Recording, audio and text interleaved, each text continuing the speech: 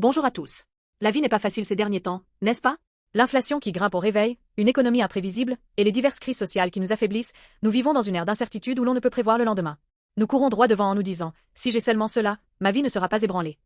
Mais qu'en est-il réellement? Ne constatons-nous pas que les fondements sur lesquels nous comptions si fort s'écroulent plus facilement que prévu? Dans ce monde anxieux, n'y a-t-il vraiment personne sur qui l'on puisse s'appuyer jusqu'au bout?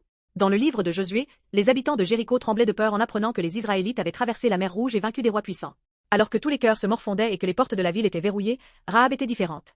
À travers ces rumeurs, elle a découvert non pas une simple information, mais celui en qui l'on peut vraiment avoir confiance. Elle a confessé. Je sais que l'Éternel vous a donné ce pays. Josué 2h9. Ce qui n'était qu'une nouvelle terrifiante pour les autres est devenu, pour Rahab, une bonne nouvelle qui a changé sa vie. Le nom de Dieu que Rahab a confessé, Yahvé, YHWH. Ce nom signifie celui qui est par lui-même, c'est-à-dire celui qui rend tout possible, quelles que soient les circonstances. La force du monde change. L'argent, le pouvoir et la santé ne sont pas éternels.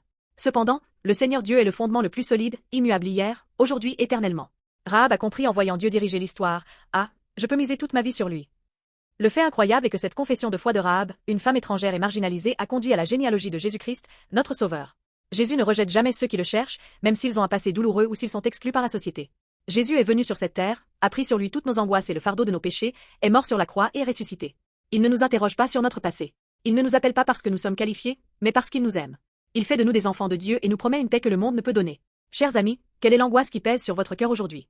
Nous devons maintenant choisir, vivre le cœur brisé par les mauvaises nouvelles du monde, ou s'accrocher, Dieu, qui agit au-delà de ces rumeurs. Tout comme la nouvelle que Rahab a entendue sur Dieu a sauvé sa vie, l'évangile de Jésus-Christ que vous entendez aujourd'hui peut transformer totalement la vôtre. Jésus sera le seul rocher de la vie, inébranlable dans votre quotidien stressant. Saisissez les promesses de Dieu plutôt que les calculatrices du monde.